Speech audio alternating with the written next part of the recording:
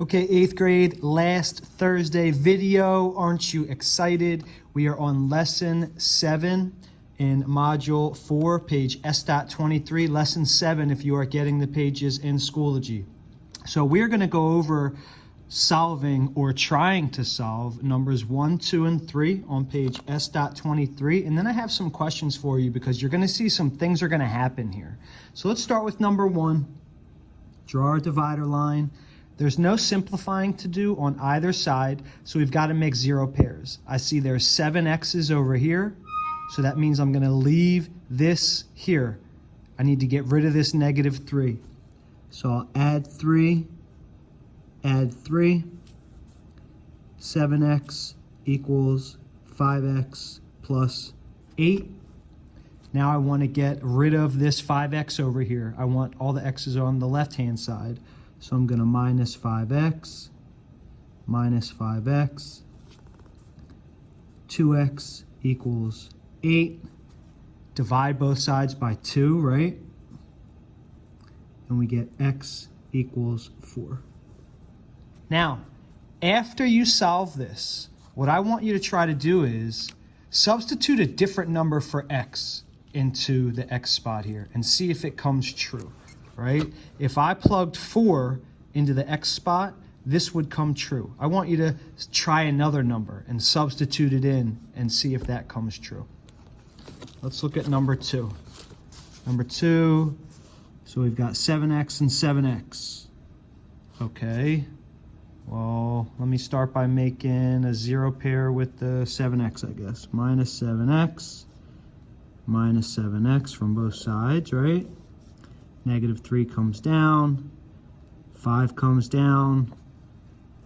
We don't have any x's left. So now we're left with negative 3 equals 5. What do? I don't know, but I do know that negative 3 does not equal 5. I know that. So I want you to pick 3 different numbers and substitute them for the x spot in number 2 and see, do any of them work? So if let's say we plug in x equals 2.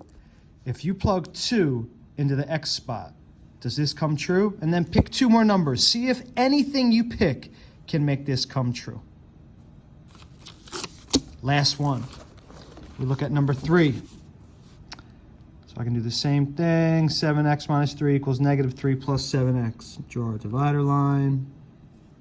What if I add 3, 7x equals 7x. Okay. Make a 0 pair. Minus 7x equals minus 7x. We don't have anything left on either side. Weird. So you solved these 3. Something I want you to do on this last one, on number 3, is pick 3 different numbers and substitute them for x in number 3 and see if they come true. You could try 2 again, put 2 in the x spot, see if it comes true. Maybe try 5, try a negative. I want you to try 3 different numbers and see if anything makes this come true. So again, you're going to pick a number other than 4 and see if it makes this come true. For number 2, you're going to pick any 3 numbers and substitute them into the x spot and see if it comes true. And then in number 3, I want you to pick any 3 numbers and see if they make number 3 come true. I also want you to look at these equations. I asked you this in the do now. You should have noticed something, right? A coefficient of 7, a coefficient of 5. This one was 7 and 7, 7 and 7. I want you to notice what happened with these 2 equations. We couldn't really solve these. Maybe that has something to do with those coefficients. Think about it.